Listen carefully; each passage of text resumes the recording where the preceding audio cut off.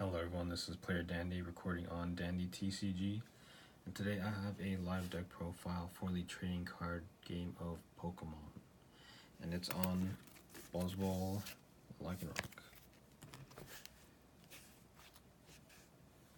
Buzzwole Lycanroc was already a top tier contender in the previous format, and with the release of Forbidden Light, the latest set, a lot of key cards sent this archetype over the top, making it the number one deck type pretty much. In this video I'll be going through the a pretty generic build and also offering some alternatives at the end, and a couple blurbs on some matchups and how this deck performs. So let's just get onto the deck list then. This deck starts off with 3 Baby Buzzwole. New inclusion to this deck with Forbidden Light, kind of an unassuming card at first. Sledgehammer, one fighting, does 30 damage, but if your opponent has exactly 4 prize cards remaining, it does 90 more, so 120 base. And swing around is 80 plus, and you flip 2 coins as heads for each heads, does 20 more damage. At first, going into the pre-tournament legality phase, and also like maybe a week into the tournament legal phase of this card, I was only running like a 1-of in Buzzwole Lycanroc. However, with Madison and other like League Cups and high-profile tournaments around the world, found out that running multiple baby Buzzwoles, seems to be the play right now. Reason being that it's a 1-prize Pokemon, meaning that it only gives up 1 prize, and in a lot of matchups you'll be going for 2-for-1 prize exchanges. Additionally, Sledgehammer even does 30 damage base. This Forbidden Light brought a lot of damage modifiers to the Ultra Beast and fighting Pokemon, so Sledgehammer could go to crazy numbers with just the single energy attachment. And swing around, while it does have a 3 energy cost, can be quickly powered up with a Beast Ring or with Max Elixirs. Of course, we can't run this deck without the original Buzzwole GX. Used to be with 3-of, but now 2 seems to be the count that most decks have settled on. Jet Punch, while it took a backseat at the late stages of the last format, really helps set up knockouts in the current one. Because you want to be taking like 2-turn knockouts with your baby Buzzwoles, or you just want to heavily damage one Pokemon EX or GX on the other side of the board, and if they have no way to get it off or heal it, Jet Punch can seal the deal usually at the end of the game, and usually take 3 prize cards at once. Knuckle Impact, of course, one of the hard-hitting attacks for Buzzwole GX. Still very threatening attack, maybe now more than ever, with ways to turbo out a completely naked Buzzwole. Then they could go straight into either Knuckle Impact or Absorption. Though Absorption you don't really want to go into as often because you do want to save your GX attack for Lycanroc GX, but sometimes you just gotta do it, especially if you start falling behind. Speaking of Lycanroc, a dangerous rogue, we're running a 1-1 line. Personally, I find it to be very greedy, risky, but there are ways to retrieve the Lycanroc with, namely with Super Rod. But with this 1-1 line, you want to be running this 170 HP Rock Ruff from Forbidden Light, simply because it has 70 HP that 70 HP is a magic number. It means it can't get two-shotted by a jet punch on the bench. Also, can't be hit by other Pokemon. Like, they can't get like 2 or 3 hit KO'd by stuff like the Psychic Latios from Shining Legends. And it can't be 1 hit KO'd if you start with it and attach an energy to it, and your opponent starts a Tapu Lele GX, and they can't simply just attach a double colorless and then announce energy drive for game. And of course, Lycanroc GX. It's been a good card since it came out, but didn't really see much play till later on. Once what do you call it? Rowlet Decidueye left the pretty much left the top tables. Both their size, really aggressive ability. You could take out a key Pokemon on the bench that your opponent's trying to power up, or just damage Pokemon. Pretty much anything you can use it to stall. Just overall great ability. Claw Slash. It's usually what you want to transition to from a Dangerous Rogue GX. 110 doesn't seem like a lot, but it adds on fast, especially with damage modifiers that playing Pokemon have access to. And of course, Dangerous Rogue GX is the main attack you want to be using. Simply having a Rockruff on the bench with 1 fighting energy represents a possible return knockout if your opponent tries to go in with a big attacker or their main attacker early on, or whatever, pretty much. Because Dangerous Rogue could easily punish them with like 200 whatever damage, simply by your opponent filling their bench and just playing like normally. Moving on to the utility Pokemon, one of those damage modifiers we have access to is the NC Prism Star, a new addition to this deck from Forbidden Light. Princess's Cheers basically adds 20 more damage to your fighting Pokemon's attacks onto the opponent's active Pokemon. Previously, Buzzwole decks were running Lycanroc EX, and that added 10 more damage, and that was considered really good. Now, fighting trainers have this to use. That's 20 more damage, and it's on a single prize Pokemon, and it has a pretty decent attack too, like Lycanroc did too. Though you don't really want to go into it unless you need to, and like usually only in the matchups where there are 90 HP Pokemon or less that are a threat, or probably most common scenario if there is a Zoroark GX out that could be knocked out.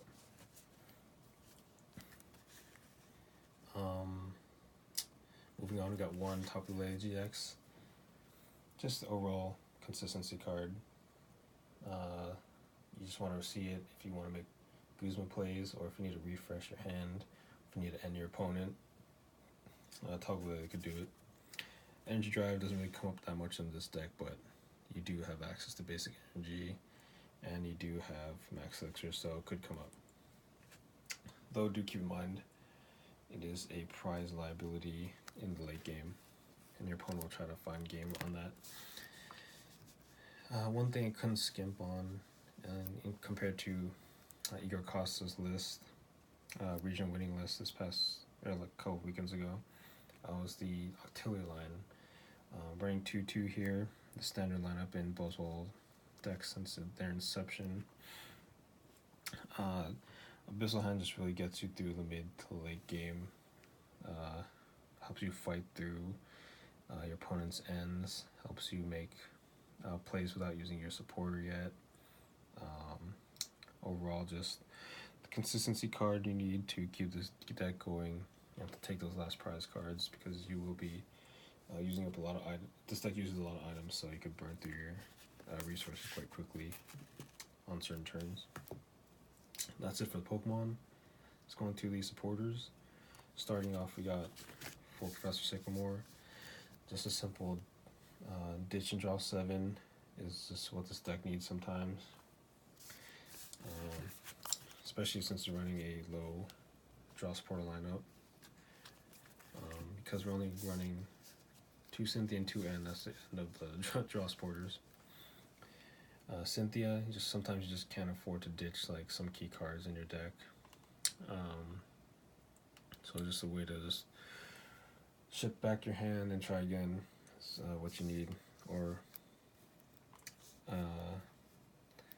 if you just want to go a different way to shuffle and also disrupt, you could go with N. 2 seems to be the appropriate amount. This deck could get aggressive at times, so you will go into like situations where you're down to 4 prizes and you don't really want to end yourself to draw 4. Leaves with the kind of awkward hands and low resource plays. But you do need to play N at times, so just having 2 seems to be a decent, good amount where you want to use it to disrupt or just use it in the early game if you need to ship your hand away. Finally, the rest of the supporters for Guzma. Some builds run 3, but in this particular build where you're only running a 1/1 Rockruff Lycanroc line, you have 1 less gust effect, and this deck runs a lot of high retreat Pokemon. It runs flow stones. Could get really aggressive. You want to gust up your opponent's Pokemon that are threats on the board. So 4 is what you want to see. Moving on to items. Perhaps the most important card that this deck could see with Forbidden Light is Beast Ring. Basically, if your opponent has exactly 4 or 3 prize cards remaining, you could search your deck for up to 2 basic energies and attach them to an Ultra Beast, one of your Ultra Beasts. And notice it's not a once per turn, so you could play multiple of these in one turn and power up like 2 consecutive Buzzwoles in a row, Baby or GX, and threaten like return knockouts to close out the game. Really speeds up the process a lot of the time. Also, it's kind of like warped the meta right now, or at least not necessarily warp, but players have been trying to fight or develop strategies where they want to go down. They don't want to turn on Beast Rings for multiple turns, or just leave like a 1-turn window. So they try to go for like tempo plays where they just knock out 5 Pokemon, or 1 Pokemon and go down 5 prizes, and then go down to 3. That gives them a 1-turn window for the opponent to activate Beast Ring or something like that. It's just a really crazy card. Basically, you just get power up like naked Pokemon out of nowhere. Additionally, another card that speeds up this deck is Max Elixir, running 4 of. Max Elixir can really give you that 3rd energy without an attachment, that key 3rd energy on your Buzzwoles on the bench or on a Rockruff to represent Dangerous Rogue knockout or something like that, or an absorption or knuckle impact, what have you. This really makes the deck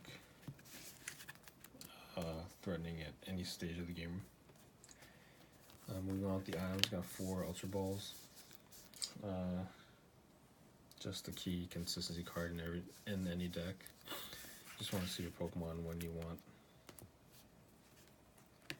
And 1 Super Rod. Super Rod is particularly important in this deck because we do run 1/1 line of Lycanroc, and Lycanroc needs to put in work in several matchups. So if you discard the Lycanroc early, you just want to have that safety net that can retrieve it again. Additionally, this deck runs a lot of basic energies and relies on a heavy basic energy account in your deck for Beast Ring and max elixir play, so this super rod's absolutely necessary, even though it's at 1. Finally, for the items, we have the tool lineup in a 3/3 choice band float zone line. Choice band is the damage modifier that this deck needs to reach like absurd numbers against Pokemon EX and GXs. Really makes the math perfect on a lot of Pokemon, especially 190 HPs. Floatstone, again, as I mentioned earlier, this deck run, like the majority of Pokemon in this deck have hefty retreat cost of 2 or more, so you just need the Floatstone to get them out of the active, and also serve as a pivot once your active Pokemon gets knocked out, and going into your turn, you just want to retreat freely into whatever you need to. And this deck runs a lot of Guzmas and it runs a Lycanroc. So doing plays where you need to Guzma one of their bench Pokemon to one of your Pokemon with the Floatstone on your bench, so you can retreat into your attacker that was in the active spot previously. To round out the trainers, we got 3 Broken Hill. This is the perfect gym for this deck because it searches every basic Pokemon outside of Tapu Lele GX in this deck. So whether you need an attacker to power up Lycanroc, a Rockruff that's ready to evolve into a Lycanroc, or you need your Octillery to set up, or a DNC to power up and start adding on damage. You can do all that. Mid to late game, it could serve as just a reminder to see what's left in your deck, so you have perfect information to work with, or it's just there to thin out your deck before making like Enter Cynthia discard plays, all that kind of stuff. So it's the stadium of choice in this deck. Finally, for energies, got 10 basic fighting. 10 may seem like a lot, but I think it's the bare minimum, really. You want to see a lot of energies so you could hit your max elixirs. You want to have your beast rings have targets, so you get a full like 2 to 4 energies from like 2 beast rings. If you're playing 2 beast rings in one turn. I've had an instance where I went down to 9 in my first build, and there was one turn where I couldn't double beast ring a full 4 energy on my following turn when my beast rings were live, and that really cost me the game because I could not have the last energy to take game before my opponent could. So 10 seems to be the appropriate choice. Running 3 strong energy. Again, damage modifiers, running fighting Pokemon that just want to reach like crazy numbers, so having 3 of these is always good. The reason I'm not running a 4th, however, is to make room for a Beast Energy. Beast Energy is the last inclusion in this deck from Forbidden Light, and it's one of the most important ones too. Basically, it adds 30 more damage onto Buzzwole's attacks. In other decks, it gives 30 more damage to Ultra Beast, the other Ultra Beast that's attached to, and also provides any type of energy. So really strong energy card, special energy card. So 30 damage is a really good number to hit 2, plus 3 damage. Some like numbers you can mess around with. Probably find a room for a 4th strong if you really wanted to. I've seen people run 4 choice bands too. There was discussion at least early on if your decks should run 3 or 4 beast ring. I think 3 is the adequate amount where you'll see it enough, but at the same time you won't see it like redundantly and turn like the beginning of the game or late in the game where they're just completely useless when your opponent's off 3 or 4 prizes. You go down 1 Guzma too, especially if you have a 2/2 Lycanroc line. I've seen decks fiddle around with the Cynthia and Sigmar counts, where it's like 3/3 around there or something.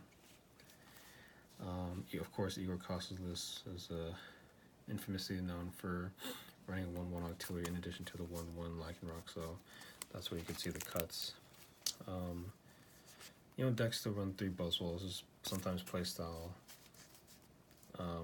People just run like going in with the 1 KO, so probably cut like 1 baby Buzzwole for a GX one. As long as you have your adjust your strategy appropriately. Matchups. First thing that comes to mind is the mirror match. This deck is in the last form at least was otherwise known for being like kind of like an autopilot deck where you just want to power up your Buzzwole GXs and Lycanrocs and take big knockouts with with the Knuckle Impact and Absorption, but it's not really that cut and dry anymore because especially when you're running the baby Buzzwoles and you're playing around your opponents and you're playing around weakness, there's a lot of things that you'll be walking on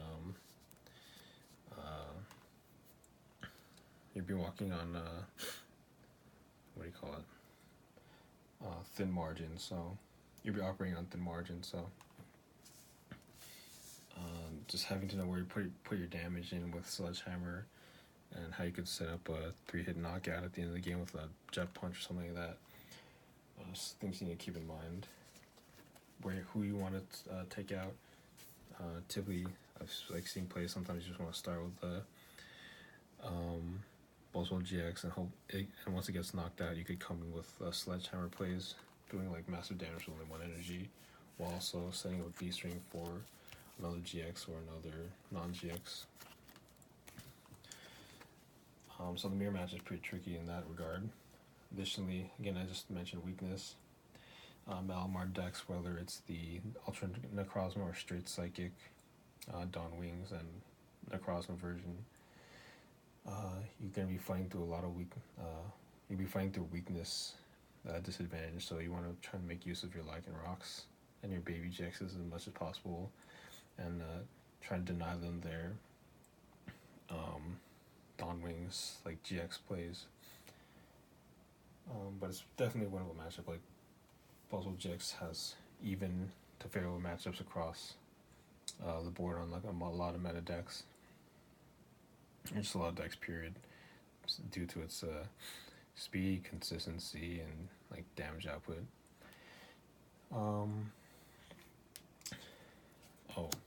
Zoroark Lycanroc, another key contender in this format, as shown this past weekend at Sheffield, where it brought in, where it showed up a lot, as much as Sheffield, as much as Buzzwole Lycanrocs did on day 2 of Sheffield. You could initially you'd think that the Buzzwole would be heavily favored, but because Lycanroc runs like enhanced hammers and can see a lot of cards due to Zoroark GX, and the decks run a suite of psychic attackers in whether it's Mewtwo, Mew EX, or like Latios GX or Latios one from Shining Legends. They could get there with just on the back of their psychic weakness with those Pokemon.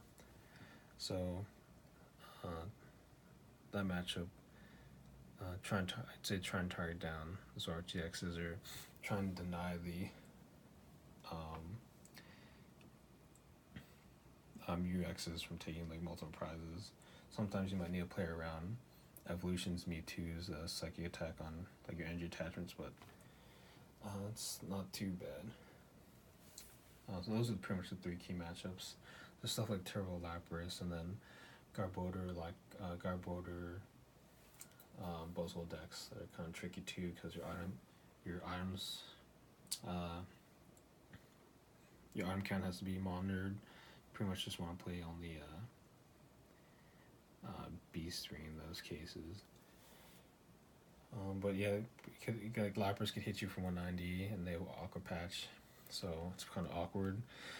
So because they could keep up doing the prize race, but I think if you just try and go with the babies, and try and hose them in the late game with the wall time to end, it could work out. So that's it for the deck profile. If you have any thoughts on matchups and strategies for using this deck, I'd love to hear them. I'm always trying to I've been trying to grind out this deck and learn it, and just because it's just fun to play and it's really good, and it could be helpful to players picking up this deck for the first time at the late stage of this season and going into the new season of 2019 before rotation. So they'll be seeing this deck a lot and might be interested in playing it too. If you have any personal tech choices or spicy 1-0s or different counts of certain Pokemon trainers, I'd love to see those too in the comments. But otherwise, that's it for this video, and I'll see you in the next one. Thanks again, and have a good one. Bye.